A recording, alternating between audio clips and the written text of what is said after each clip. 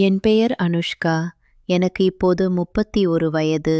வெளியுலகத்திற்கு என் வாழ்க்கை ஒரு வண்ணமயமான கனவு போலத் தெரியும். அன்பான கணவர், வெற்றிகரமான தொழில், 2 அழகான குழந்தைகள் என்று ஒரு சரியான பெண்ணின் படமாக நான் திகழ்கிறேன். என் கணவர் பிரகாஷ் என்னை முழு மனதுடன் நேசிப்பவர். எங்கள் குடும்பத்தின் ஒவ்வொரு முடிவிலும் அவர் முன்னணியில் நிற்கிறார். ஆனால் இந்த அமைதியான கடலின் ஆழத்தில் ஒரு பெரிய சூறாவளி பதுங்கிக் கிடக்கிறது. அது என் மனதிற்குள்ளேயே ஒரு மூச்சை அடக்கி உறங்கும் ரகசியம். அதுதான் என் 2 குழந்தைகளில் மூத்தவன் என் கணவரின் மகன் அல்ல. அவன் வேறு ஒரு ஆணின் வாரிசு. அந்த ஆண் என் வாழ்க்கையின் மிக மோசமான கட்டத்தில் நான் சந்தித்த ஒரு நிழல் போன்ற மனிதன். இன்று அந்த சம்பவத்திற்கு 10 வருடங்கள் கடந்துவிட்டன. இருந்தாலும் அந்த மழைத்துளிகளின் நினைவுகள் இன்னும் என் மனதை உறைய வைக்கின்றன. சுமார் 10 வருடங்களுக்கு முன்பு நான் கல்லூரியில் இறுதி ஆண்டு படித்துக் கொண்டிருந்தேன். எனக்கு 21 வயது. மிடுக்கான இளமை, உலகை வெல்ல வேண்டும் என்ற ஆசை. ஆனால் வீட்டின் கட்டுப்பாடுகளுக்கு பயந்த ஒரு நடுத்தர குடும்பப் பெண். என் தந்தையும் தாயும் தம்பியும் எங்கள் உறவினர் ஒருவரின் திருமண நிச்சயதார்த்தத்திற்காக மதுரை செல்ல வேண்டியிருந்தது. செமஸ்டர் தேர்வுகள் நெருங்கிவிட்டதால் என்னால் அவர்களுடன் வர முடியவில்லை. அம்மா கிளம்பும் முன், "அனு, நீ மட்டும் வீட்டில் தனியாக இருக்காதே, அது ஆபத்து. பக்கத்து வீட்டு சுந்தரேசன் மாமாவிடம் சொல்லியிருக்கிறேன். இன்று ஒரே ஒரு இரவு மட்டும் அவர்கள் வீட்டில் தங்கிக்கொள். நாங்கள் நாளை மதியத்திற்குள் வந்து விடுவோம்" என்று கூறினார். சுந்தரேசன் மாமாவிற்கு அப்போது 45 வயது இருக்கும். அவர் ஓய்வு பெற்ற உடற்கல்வி ஆசிரியர். நல்ல உயரம், கருப்பு நிறம், ஆனால் ஒரு தனிப்பட்ட மிரட்டல் தோற்றம். உடல் மிகவும் கட்டுக்கோப்பாக ஒரு இளைஞனைப் போலல இருக்கும். அவரது மனைவி கல்பனா அக்கா. அவர்களுக்கு திருமணமாகி 15 வருடங்களாகியும் குழந்தை இல்லை. என் பெற்றோர் சென்றதும் அந்த மாலையே நான் சுந்தரேசன் மாமாவின் வீட்டிற்குச் சென்றேன். மாமா வாசலில் நின்று கொண்டிருந்தார். என்னை பார்த்ததும், "வா அனு, உன் அப்பா சொல்லிவிட்டார், பயப்படாமல் இரு, இது உன் சொந்த வீடு போல்" என்று அன்புடன் வரவேற்றார். கல்பனா அக்காவிற்கு அன்று மதியம் முதல் அதிக காய்ச்சல். அவர் சாப்பிட்டு மருந்து போட்டுக்கொண்டு மாலையே படுக்கைக்குச் சென்று கதவை மூடிக்கொண்டு உறங்கிவிட்டார். வீடு முழுவதும் மிகவும் அமைதியாக இருந்தது. வெளியே வானம் கருமேகங்களுடன் இருளத் தொடங்கியது. சிறிது நேரத்தில் மழையும் தொடங்கியது. ஹாலில் நானும் மாமாவும் மட்டும் அமர்ந்து பேசிக் கொண்டிருந்தோம். அந்த அமைதியான மழை சூழலில் என் மனதில் ஏன் என்று தெரியாத ஒரு பதற்றம் தொற்றிக்கொண்டது. நாங்கள் முதலில் பொதுவான விஷயங்களை பற்றி பேசினோம். படிப்பு, கல்லூரி வாழ்க்கை, நண்பர்கள் என்று. ஆனால் மெல்ல மெல்ல மாமா பேச்சை வேறு திசைக்கு திருப்பினார். "கல்லூரியில் காதலன் யாராவது இருக்கிறார்களா?" என்று விளையாட்டாக கேட்டார். நான் சிரித்தபடி மறுத்தேன். ஆனால் அவர் பேச்சின் போக்கு மாறிக்கொண்டே சென்றது. தனக்கும் தன் மனைவிக்கும் இடையே உடலுறவு இல்லாத காலம் நீண்டதாகவும், ஒரு ஆணின் உடல் தேவைகளை யாரும் புரிந்து கொள்வதில்லை என்றும் ஒரு வருத்தமான குரலில் சொல்லத் தொடங்கினார். நான் இது போன்ற விஷயங்களை என் தோழிகளிடம் கேள்விப்பட்டிருக்கிறேன். என் தோழி ரேவதி, அவள் காதலனுடன் சென்ற இரவுகளைப் பற்றி கூறும்போதெல்லாம் என் உடம்பில் ஒரு சிலிர்ப்பு ஏற்படும். எனக்கும் அது போன்ற ஒரு அனுபவத்தை பெற வேண்டும் என்ற ஆசை இருந்தது. ஆனால் அது தவறு என்ற பயம் என்னை எப்போதும் கட்டுப்படுத்தியது. மாமா பேசிக் கொண்டிருக்கும்போதே தனது லுங்கியை சரி செய்வதற்காக மேலே தூக்கினார். அவருக்குள் வேறு எதுவும் இல்லை என்பதை என்னால் தெளிவாக பார்க்க முடிந்தது. அதுவரை ஒரு ஆணின் முழு உடலை நான் இவ்வளவு அருகில் பார்த்ததில்லை. என் இதயம் படபடத்தது. என் கைகள் வியர்த்தன.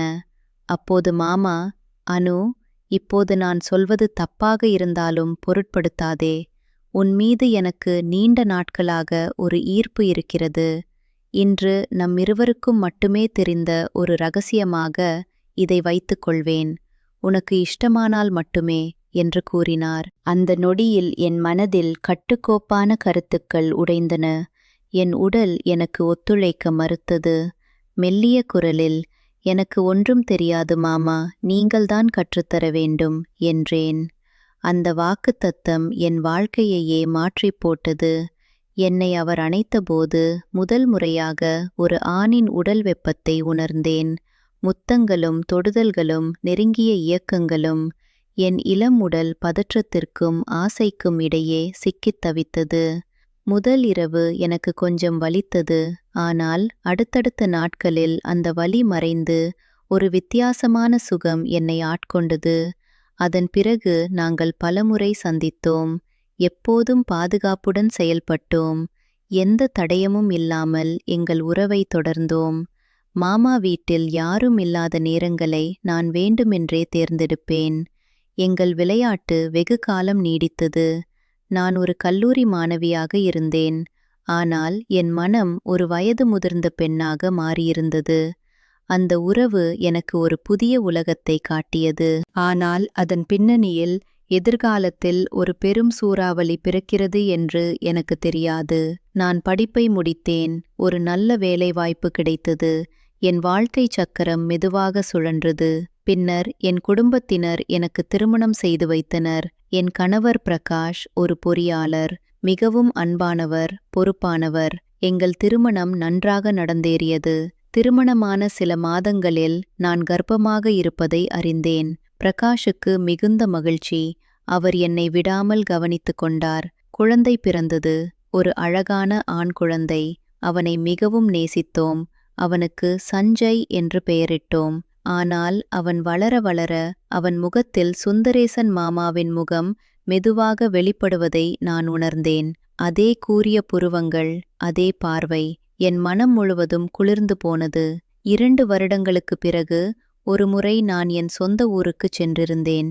அப்போது என் பெற்றோர் வெளியூருக்குச் சென்றிருந்தனர். பிரகாஷ் அலுவலகம் சென்றுவிட்டார். சஞ்சய் அவர் வீட்டிலிருந்தான். நான் தனியாக இருந்த நேரம் அது. தெருவில் போகும்போது மாமாவை பார்த்தேன். அவர் மனைவி வேறு ஊருக்குச் சென்றிருந்தார்.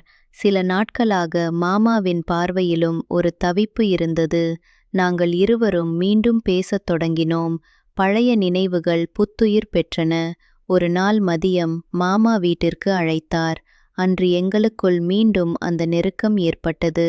பல வருடங்களுக்குப் பிறகு அந்த உடல் மொழி, அந்த உணர்வுகள். ஆனால் இந்த முறை நாங்கள் எந்த பாதுகாப்பும் எடுத்துக்கொள்ளவில்லை. அது ஒரு பெரிய தவறு என்பதை அப்போது நான் உணர்ந்தேன். ஆனால் என் ஆசை என்னை கட்டுப்படுத்தியது. சில வாரங்களில் நான் மீண்டும் கர்ப்பமாக இருப்பதை அறிந்தேன். பிரகாஷுக்கு இது 2வது குழந்தையின் செய்தி. அவர் மிகவும் மிகவும் மகிழ்ச்சியடைந்தார். ஆனால் என் மனதில் ஒரே பதற்றம். இந்த குழந்தை யாருடையது? என் கணவருடையதா அல்லது மாமாவுடையதா? பிரசவமானது. ஒரு பெண் குழந்தை. அவள் வளர்ந்தாள். அவளது முகத்தில் என்னையும் பிரகாஷையும் ஒத்திருந்தது. அப்போது நான் உறுதியாக நம்பினேன், பெண் குழந்தை என் கணவருடையதுதான். ஆனால் சஞ்சய், அவன்தான் என் மனக்கசப்பிற்கு காரணம். காலம் மிக வேகமாக கடந்தது. சஞ்சய்க்கு இப்போது 6 வயது. அவன் ஒரு அழகான, துடிப்பான சிறுவன். பிரகாஷ் அவனை தன் உயிராக நேசிக்கிறார். அவனுக்காக எதையும் செய்ய தயாராக இருக்கிறார். என் மூத்த பயமாதிரி யாரும் இருக்க முடியாது என்று பெருமையுடன் சொல்லிக் கொள்வார். அவர் சொல்லும்போதெல்லாம் என் இதயம் கிழிகிறது. அவர் தெரியாமல் ஒரு தந்தையின் அன்பை கொடுக்கிறார். ஆனால் உண்மை என்னவென்றால், சஞ்சய்க்கு அவர் உண்மையான தந்தையே இல்லை. அந்த குழந்தையின் இயல்பான தந்தை சுந்தரேசன் மாமா. அவரை பற்றி இப்போது எனக்கு எந்த தகவலும் இல்லை. அவர் அவருடைய மனைவியுடன் எங்கோ குடிபெயர்ந்து விட்டார். எங்களுக்குள் இருந்த தொடர்பு முற்றிலும் அற்றுப்போனது. ஆனால் அவர் என் வயிற்றில் விட்டு சென்ற விதை மூலம் அவர் இன்னும் என் வாழ்க்கையில் உயிரோடு இருக்கிறார். சஞ்சய் வளர வளர அவனது முகத்தில் மாமாவின் அடையாளங்கள் மேலும் தெளிவாகத் தெரிகின்றன. அவன் எப்படி சிரிக்கிறான், எப்படி பேசுகிறான், எப்படி நடக்கிறான், எல்லாமே எனக்கு அந்த மழைக்கால இரவை நினைவுபடுத்துகின்றன. அவன் தூங்கும்போது அவன் முகத்தை பார்த்து கொண்டே இருப்பேன். ஒரு பக்கம் அவன் மீது அளவற்ற பாசம், மறுபக்கம் அந்த இரகசியத்தின் எடை என்னை நசுக்குகிறது. என் மகள், அவள் பிரகாஷின் நிழல் போல இருக்கிறாள். அவள் அவரை பார்த்தால் அப்பா என்று ஓடிப்போய் கட்டிக்கொள்வாள். ஆனால் சஞ்சய், அவன் எப்போதும் கொஞ்சம் அமைதியாகவும் என்னைப் போலவும் இருக்கிறான். பிரகாஷ் அதையெல்லாம் கண்டு கொள்வதில்லை. ஆனால் நான் உணர்கிறேன். இப்போது என் முன் ஒரு பெரிய கேள்விக்குறி. இந்த ரகசியத்தை நான் எப்போது அவரிடம் சொல்ல வேண்டுமா? சொன்னால் அவரால் தாங்கிக் கொள்ள முடியுமா? சஞ்சயின் மனநிலை என்னவாகும்? பிரகாஷ் அவனை நேசிப்பதை நிறுத்திவிடுவாரா? அல்லது ஒரு நாள் சஞ்சய் வளர்ந்து பெரியவனான பிறகு அவனது உண்மையான தந்தை யார் என்று கேட்பானே, அப்போது நான் என்ன பதில் சொல்வேன்? இந்த எண்ணங்கள் என்னை இரவில் தூங்க விடுவதில்லை. நான் கண்ணாடியில் என் முகத்தை பார்க்கிறேன். இன்றும் நான் அழகாகத்தான் இருக்கிறேன். ஆனால் என் மனம் பாழடைந்த ஒரு கட்டிடம் போல் உள்ளே சிதிலமடைந்து கொண்டே இருக்கிறது. பிரகாஷ் இன்று வேலையிலிருந்து திரும்பிய போது எனக்கு ஒரு புது பூ வளையலை வாங்கி வந்தார். என் ராணி என்று அன்போடு என் தலையில் வைத்தார். அந்த நொடியில் என் கண்கள் கலங்கின. நான் எவ்வளவு பெரிய பொய்யில் வாழ்கிறேன். அவர் என்னை நம்புகிறார். அவர் என் மீது அசைக்க முடியாத நம்பிக்கை வைத்திருக்கிறார். நானோ அவருக்கு பின்னால் ஒரு கத்தியை வைத்துக்கொண்டு நடனமாடுகிறேன். நேற்று மாலை சஞ்சய் என்னிடம் ஓடி வந்தான். அம்மா, அப்பா எனக்கு ரொம்ப பிடிக்கும். நான் பெரியவனானதும் அப்பா மாதிரியே ஆகிடுவேன் என்றான். அந்தச் சொற்கள் என் மனதை கூரான ஊசியால் குத்தியது போல இருந்தது. அவன் பிரகாஷைப் போல ஆக விரும்புகிறான். ஆனால் அவன் பிரகாஷின் மகனே இல்லை. உண்மை அவனுக்கு தெரிந்தால் அவன் என்ன செய்வான்? இன்று இரவு படுக்கையில் பிரகாஷ் தூங்கும்போது அவருடைய முகத்தை நீண்ட நேரம் பார்த்து கொண்டிருந்தேன். அவர் எவ்வளவு அமைதியாக உறங்குகிறார், எந்த கவலையும் இல்லாமல். அவருடைய அந்த அமைதியை நான் நாளை கலைத்து விடுவேனோ என்று நினைத்து பயமாக இருக்கிறது.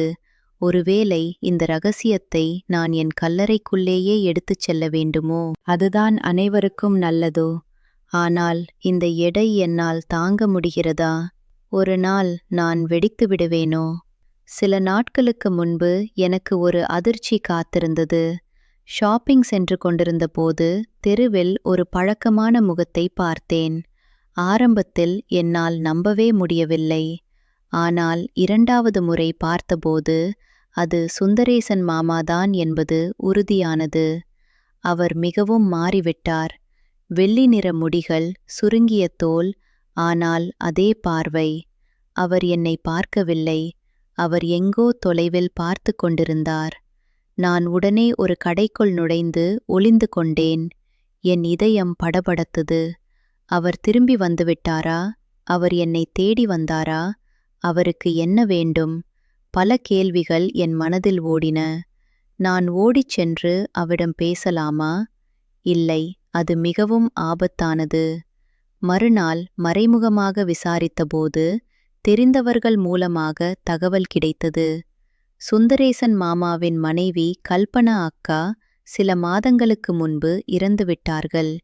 அதனால் அவர் மீண்டும் இந்த ஊருக்கு திரும்பிவிட்டார். அவருக்கு வேறு சொந்த ஊர் எதுவும் இல்லை. இப்போது அவர் அதே பக்கத்து வீட்டில் காலி செய்யப்பட்டிருந்த ஒரு வீட்டிற்கு குடிவந்திருக்கிறார். வாழ்க்கை என்னும் கொடூரமான வட்டம். நான் தப்பித்து ஓடிய என் பழைய உலகமே மீண்டும் என் முன் வந்து நிற்கிறது. பிரகாஷுக்கு இதை பற்றி தெரியாது. அவரிடம் நான் எதுவும் சொல்லவில்லை. ஆனால் ஒரு நாள் மாமா எங்களை பார்த்துவிட்டால், அல்லது அவரே வந்து நம் வாசலில் நின்றால். இப்போது என் முன் 2 பாதைகள். முதலாவது, சென்று அவரிடம் எதுவும் பேசாமல் அவர் எங்களை தொடர்பு கொள்ளாமல் இருக்கும் வரை காத்திருப்பது. இரண்டாவது, அவரிடம் சென்று எல்லாவற்றையும் முடிவுக்கு கொண்டு வருவது. அவருக்கு சஞ்சய் பற்றி தெரியுமா? ஒருவேளை தெரிந்தால் அவர் சஞ்சயை சந்திக்க வேண்டும் என்று விரும்புவாரா? இல்லை, அதை நான் அனுமதிக்க முடியாது. சஞ்சய்க்கு அவன் உண்மையான அப்பா வேறு யாரோ இருக்கிறார் என்றே தெரியாது. அது தெரிந்தால் அவனது மென்மையான மனது உடைந்து போகும். பிரகாஷின் நம்பிக்கை முற்றிலுமாக அழிந்து போகும். எங்கள் குடும்பம் சிதறிப்போகும். நேற்று இரவு நான் தூங்காமல் எழுந்து அமர்ந்திருந்தேன். பிரகாஷ் எழுந்தார். என்ன அனு, உனக்கு என்ன ஆச்சு? வியாதியா என்று விசாரித்தார். இல்லை, வெறுமனே தூக்கம் வரலை என்றேன். வந்து என் அருகில் படுத்துக்கோ என்றார். நான் அவர் அருகில் சேர்ந்து படுத்தேன். அவர் என் தலைமுடியை மெதுவாக கோதிவிட்டு உனக்கு மனசு என்னமோ சரியில்லை போல. நான் இருக்கேன், கவலைப்படாதே என்றார். அந்த வார்த்தைகள் என்னை மேலும் உடைத்தன. நான் நிறைய தவறுகள் செய்திருக்கிறேன். ஆனால் இந்த ஒரு தவறு, அந்த ஒரு முடிவு இன்று என்னை முற்றுகையிட்டிருக்கிறது. இந்த ரகசியம் என் மார்பில் ஒரு கல்லாக கிடக்கிறது. நான் ஒவ்வொரு நாளும் பிரகாஷின் முகத்தில் பொய் புன்னதையை பூசுகிறேன். ஒரு நாள் இந்த பொய்க்கு முடிவு வருமா? அல்லது என் வாழ்நாள் முழுவதும் நான் இந்த இருண்ட ரகசியத்துடன் வாழ்ந்து மரித்தும் போவேனா? சஞ்சய் பெரியவனானதும் அவனுக்கு உண்மையை சொல்லலாமா? இல்லை, அதுவும் சரியில்லை. இரவுகள் நீண்டு கொண்டே போகின்றன. விடியல் மட்டும் எனக்கு தெரியவில்லை. நான் யாரிடம் யோசனை கேட்பது? யாரும் இல்லை. நானும் என் ரகசியமும் மட்டும்தான். என் முழு குடும்பமும் ஒரு பொய்யின் மீது நிற்கிறது. பிரகாஷ் நினைப்பது போல இந்த குடும்பம் அழகானது இல்லை. இது என் பாவத்தின் சுவர்களால் கட்டப்பட்ட கோட்டை. எப்போது அந்தச் சுவர்கள் இடிந்து விழுமோ என்று காத்திருக்கிறேன்.